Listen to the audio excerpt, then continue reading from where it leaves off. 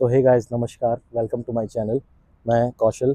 जैसा कि आपको पता है कि कुछ ट्रैवलिंग व्लॉग्स स्टार्ट करे हैं मैंने, और अभी मैं ट्रैवलिंग जिसके थ्रू कर रहा हूँ वो है मेरी अपनी XUV 700 AX7L। तो ये है एक automatic model, top and model कहते हैं इसको। XUV 700 महिंद्रा की ये कंपनी की ये गाड़ी है। और जब से मैंने इसको लिया है मैं एक ही चीज़ बोलूँगा, ये गाड़ी नहीं है, ये एक घोड़ा है। मेरी तरफ से तो मैं इसको काला घोड़ा बोलता हूँ, जो कि मैं कहीं पे भी पोस्ट वगैरह करता हूँ तो काला घोड़ा ज़रूर लिखता हूँ। बट रियली इसकी जो सर्विस है और जो क्वालिटी है और इसका जो एक्सपीरियंस है, इट्स रियली ऑसम। और चाहूँगा कि आप सब भी इसको लें, और नहीं लिए तो जल्द से जल्द इस सेगमेंट की गाड़ी में इसको ही लें। हालांकि कंपनी ने अभी इसको जस्ट पता लगा है कि डिसकंटिन्यू कर रहे हैं। I don't know whether discontinue हो गई है या होगी, क्योंकि 700 में 7XO ये लेके आ रहे हैं एक नया सेगमेंट, और वो भी सिमिलर गाड़ी रहेगी बट थोड़े बहुत उन्होंने चेंजेस करे हैं। तो गाड़ी का मैं एक्चुअल रिव्यू दूंगा, बिकॉज मेरे को ऑलमोस्ट 1 साल हो चुका है इस गाड़ी को चलाते हुए, और अभी तक तो मेरे सामने कोई भी इश्यू नहीं आया है इस गाड़ी के अंदर।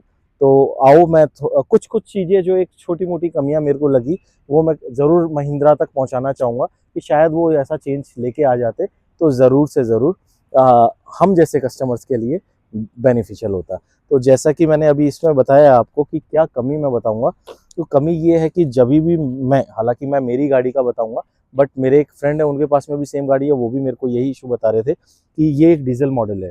तो जब भी इसको हम लोग रन करते हैं तो डीजल हमेशा कहा जाता है, डीजल इंजन एक आवाज़ करता है, तो डेफिनेटली नॉइस आएगी, उसकी केबिन के अंदर भी आएगी। बट हाँ, इसके लिए मैं हर 1500 टू 1000 किलोमीटर्स पे सर्विस में एक बार ज़रूर लेके जाता हूँ, और कार्बन क्लियरेंस ज़रूर इसका करवाता हूँ। तो उसके वजह से मेरे को क्या इशू आता है कि जब मैं इसका एक्सकलेटर प्रेस करता हूँ, जो हाईवे पे एक्सकलेटर प्रेस करता हूँ, तो एक साउंड, बहुत इरिटेटिंग साउंड आती है। मे बी इसका कोई स्क्रू या बोल्ट होगा, वो ज़रूर से ज़रूर इसके अंदर वो नॉइस करता है। तो वो जब आप हाईवे पे लॉन्ग रनिंग पे जाएंगे तो वो थोड़ा सा एक इशू आता है मेरे सामने, कि वो इरिटेटिंग करने लग जाता है, तो वो डाइवर्ट करता है। बाकी एक जो मैंने इसको 20,000 अबव मैंने इसको चला दिया है, तो उसके अंदर मैंने इसमें जो चेंजेस करवाए और जो एक सर्विस के कॉस्ट आया, वो भी मैं आपको बताऊंगा। कि 20,000 पे मैंने इसकी एक सर्विस करवाई थी, जिसके अंदर उन्होंने मेरे को बोला कि सर आपके ब्रेक पैड्स हैं वो आगे के ऑलमोस्ट ख़त्म हो चुके हैं, बिल्कुल घिस चुके हैं। तो मैंने क्या किया कि उनसे बोला कि आप आगे के भी एक बार चेक कर लो, जैसे कि आप, उन्होंने चेक किया था कि ख़त्म हो चुके हैं, ऑलमोस्ट 500 किलोमीटर चलेंगे। तो पीछे का भी जब उन्होंने चेक किया तो उन्होंने मेरे को ये बताया कि इसमें ऑलमोस्ट वो भी 1500 किलोमीटर्स तक ही रन कर पाएंगे। तो मैंने उसके लिए भी उनको बोला कि चेंज कर दो। तो उसकी जो कॉस्टिंग अराउंड आई थी मेरे को, समथिंग अराउंड 14 टू 15,000 के अप्रॉक्स का कुछ मेरे को आगे और पीछे दोनों के सेट के ब्रेक पैड्स मैंने चेंज करवाए थे, उसका आया। और मैं रियली बोलूँगा उसके बाद में गाड़ी में कोई भी इश्यू नहीं है। हालांकि पहले भी कोई इश्यू नहीं था, बट ये एक थोड़ा सा खर्चा मैंने इस गाड़ी के अंदर देखा कि 20,000 पे ही आ गया है। हालांकि इससे पहले मेरे पास कोई दूसरी गाड़ी थी, उसके अंदर कोई भी इशू ऐसा नहीं था, ब्रेक पैड चलते हैं। टायर की बात करें तो टायर बहुत अच्छे हैं, ग्रिपिंग बहुत अच्छी है।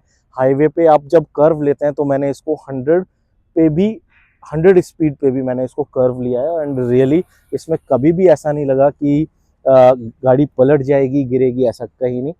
क्योंकि मैंने आपको बोला घोड़ा है तो डेफिनेटली घोड़े की तरह तो सर्विस दे गई। तो बहुत अच्छा एक्सपीरियंस रहा है। एक छोटा सा इश्यू रहा था, मैं बताना चाहूँगा कि अगर कंपनी इस पे वर्क करती तो डेफिनेटली ये एज ए फैमिली कार बोलेंगे इसको, तो वो अच्छा रहता। वो ये है कि गाड़ी के अंदर, जैसे कि अभी इसमें एवरी साइड, लाइक उस साइड भी आगे ड्राइवर सीट और को पैसेंजर सीट पे लाइट दी गई है, आप देखेंगे, ठीक है। तो सेंटर कंसोल पे लाइट है, तो इशू नहीं आता है, तो उधर उजाला रहता है। अगर इधर बात करें तो पीछे जो पैसेंजर्स हैं उनके लिए यहाँ पे भी है, यहाँ पे भी है सेंटर पैसेंजर्स के लिए।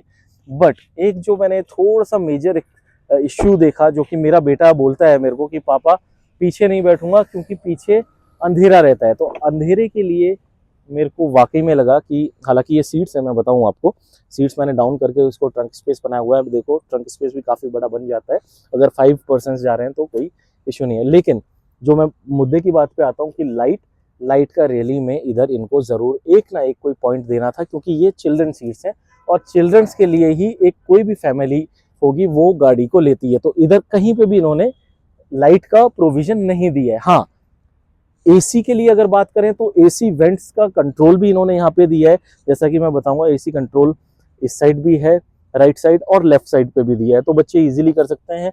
और कंट्रोल के लिए जो बटन है ये भी दिया हुआ है, तो ये बहुत इजी है। चार्जिंग पॉइंट एक वहाँ पे दिया हुआ है, लाइटर चार्जर, वो भी बहुत सही है। बच्चों को कोई मोबाइल चार्ज करना है, गेम खेलना है आईपैड, बट एक लाइट का ज़रूर अगर ऐड कर देते तो वो एक अच्छा होता। ये बिल्कुल ठीक है। कमिंग टू द पॉइंट, अगर मैं इसी पे एक और पॉइंट पे आऊँ, महिंद्रा प्लीज़ प्लीज़ प्लीज़ इस पे वर्क करिए। आपने अभी आपकी दूसरी गाड़ियों पे इसको ज़रूर इम्प्लीमेंट किया है, जो कि मैं देख रहा हूँ, बट इसमें भी आपको करना चाहिए था। If somebody is paying something around 29 to 30 lakhs on the top model, तो एटलीस्ट इसको हाइड्रोलिक ऑटोमेटिक क्लोजिंग वाला ज़रूर देते।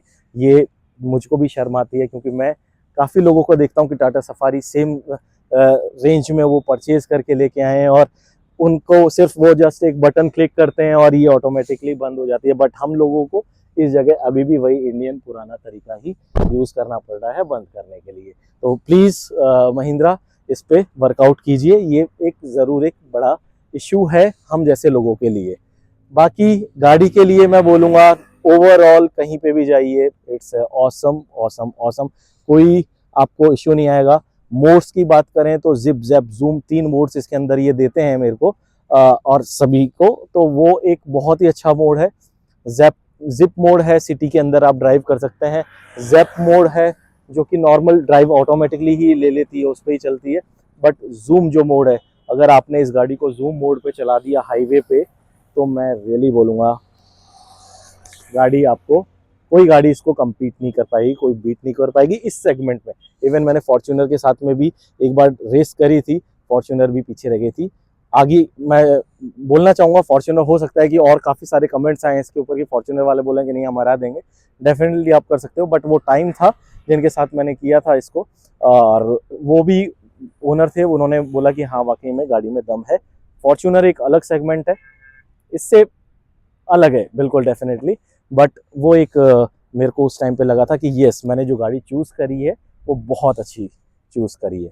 तो कमियां कुछ नहीं है, 3 कमियां मैंने ऑलमोस्ट बताई हैं, और उसमें भी एक मेजर थोड़ी सी बताई है। एक तो पीछे जो ट्रंक स्पेस बूट का है उसका मैंने बताया कि आप क्लोज करते हैं तो बटन सिस्टम दीजिए, ऑटोमेटिकली हाइड्रोक्लिक बंद हो जाए। अगर 80 गाड़ी कोई ले रहा है, टॉप मॉडल ले रहा है, तो उसके अंदर ये ज़रूर होना चाहिए था। बाकी गाड़ी के अंदर अडास है, लेन असिस्टेंस है, मैंने इसको यूज़ किया है और रियली गाड़ी ने हमेशा साथ ही दिया है। कई बार मेरे को इंस्टेंट ब्रेक लगाने की ज़रूरत, जहां मैं ध्यान भी नहीं दे सकता, ये गाड़ी ऑटोमेटिकली ब्रेक लगा लेती है और सबको सेफ रखती है अंदर पैसेंजर्स को। एक पॉइंट मैं बताऊंगा इसके अंदर, वेंटिलेटेड सीट्स। इस गाड़ी के अंदर आगे के फ्रंट सीट्स दोनों वेंटिलेटेड हैं। ड्यूल कंट्रोल क्लाइमेट वाला इसके अंदर है, वो भी सेट कर सकते हैं। बट पीछे की सीट्स में भी अगर ये उस टाइम पे डाल देते तो अच्छा रहता। हालांकि पीछे एक छोटी सी और कमी महसूस हुई थी, जो पीछे बैठते हैं पैसेंजर्स उन्होंने मेरे को बताया, फैमिली मेम्बर्स, कि पीछे एसी की हवा थोड़ी सी कम आती है, जिससे कि सफोकेशन होता है, गर्मी लगती है। तो उसके लिए हमको क्या करना पड़ता है, फ्रंट का जो वेंट है वो करना पड़ता है, प्लस लेग स्पेस पे जो एसी वेंट होते हैं उस पर करना पड़ता है। तो नीचे से एयर थोड़ा सा सीट के नीचे से ब्लोअर्स काम करते हैं। बट जैसा कि मैं बताऊंगा कि अगर महिंद्रा इसमें कहीं ना कहीं एसी वेंट को, कहीं ना कहीं एसी वेंट को साइड पैनल्स में भी अगर दे देते तो वो एक बहुत अच्छा रहता। क्योंकि क्या है कि बीच पे सीट पे मोस्ट प्रोबेबली हमेशा बच्चे ही बैठते हैं, और बच्चे क्या होते हैं आगे देखने का ज़्यादा इच्छुक रहते हैं। तो वो क्या करते हैं कि इसको, इस जो एसी वेंट्स हैं इनको कवर कर लेते हैं, तो पीछे को जो पैसेंजर्स रहते हैं उनको थोड़ा सा इशू आता है, एसी की प्रॉपर हवा नहीं जाती। तो एटलीस्ट अगर कोई बड़े मम्मी बैठी हैं, फादर बैठे हैं, या और भी कोई दोस्त यार बैठे हैं, तो उनको ये इशू थोड़ा सा देखने को पड़ता है। तो अगर साइड पैनल्स में कहीं एसी वेंट्स अगर इसमें आ जाते तो बहुत अच्छा रहता। ओवरऑल एक्सपीरियंस मैं बोलूँगा गाड़ी का, रियली इस गाड़ी का टक्कर मेरे को नहीं लगता कोई दे पा रही है या देगी। हो सकता है देती होगी, बट मेरे लिए ये एक बहुत ही बहुत एक्सपीरियंस्ड गाड़ी रही है। मेरा भतीजा है कौशल, उसका नाम भी कौशल है, उसने भी इसको ड्राइव किया है, मोस्ट प्रोबेबली मैक्सिमम टाइम वो भी इसको ड्राइव करता है। तो मैं उससे भी आपका अभी चेक रिव्यू डलवाता हूँ, अगर हो सकता है, क्योंकि मैं तो ओनर हूँ, गलत दे दूँ कुछ भी झूठा, बट आप उससे भी लीजिए। Okay bye.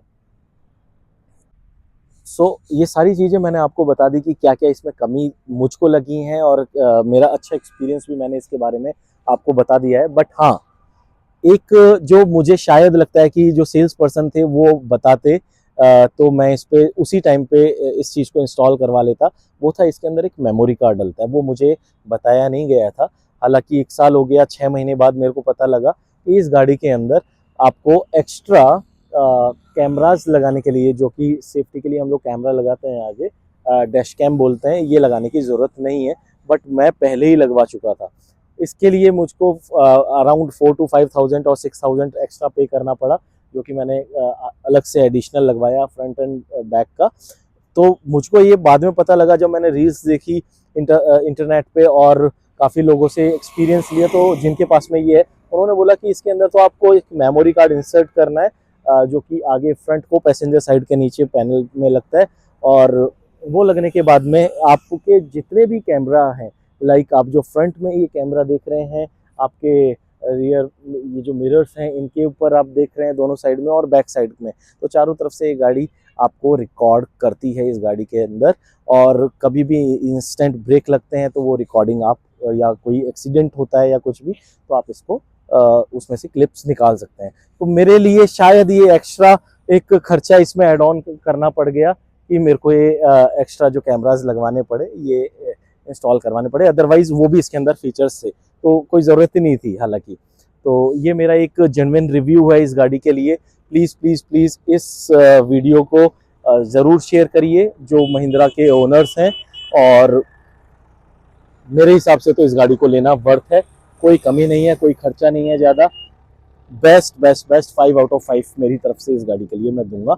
Genuine review as a, मैं इसको हाईवे पे चला चुका हूँ, सिटी में चलाता हूँ, तो मेरे लिए बेस्ट है।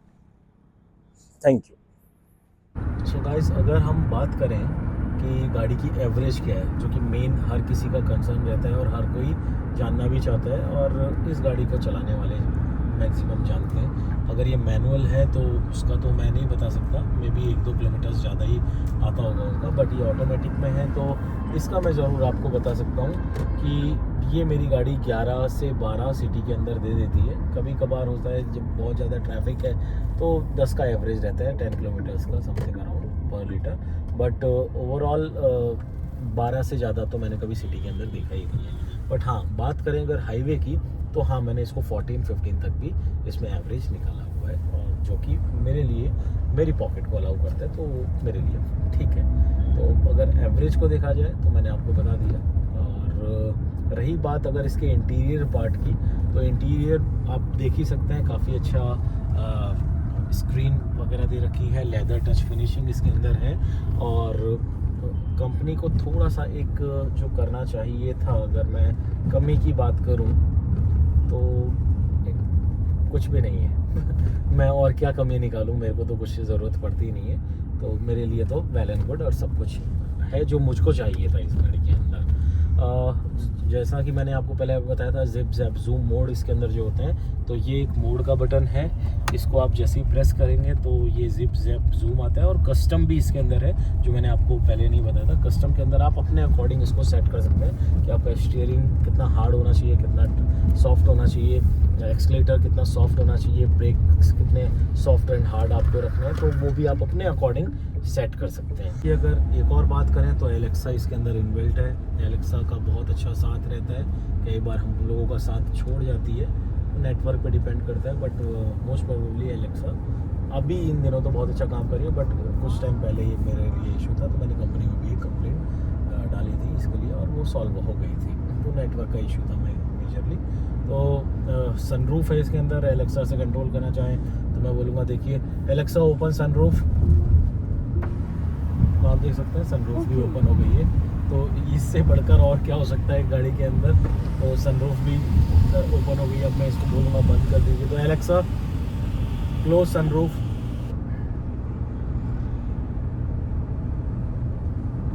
इस जगह आप देख सकते हैं एलेक्सा थोड़ा सा लेट है, बट काम कर दिया है।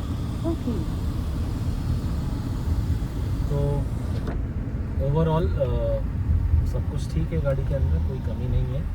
कमियाँ थी जो मैंने आपको बता दी हैं, एवरेज मैंने आपको बता दिया है। और म्यूज़िक सिस्टम की अगर बात करें तो म्यूज़िक सिस्टम बहुत ही अच्छा है, सराउंडिंग साउंड है, इंजॉय करते हैं सब लोग।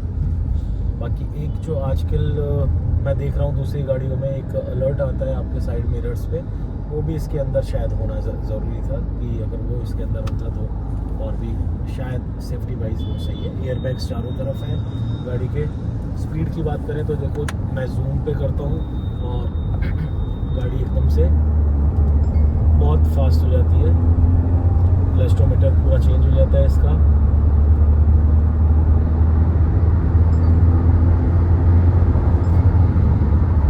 और ब्रेकिंग भी इजीली ये ले लेती है। तो मेरे अकॉर्डिंग सेफ्टी वाइज भी आप धीरे चलाइए। मैंने जस्ट एक थोड़ी देर के लिए टेस्ट किया था, इससे ज़्यादा मैं खुद भी नहीं चलाता हूँ। गाइस अभी मैं आपको इसकी रोड प्रेजेंस दिखाता हूँ कि जब ये बाहर रोड पे चलती है तो इसकी प्रेजेंस कैसी है, किस तरीके से ये दिखती है, कैसा इसका व्यू आता है रोड पे हाईवे पे चलते हुए और नॉर्मल रोड्स पे चलते हुए। तो नेक्स्ट क्लिप आप उसको देखिए।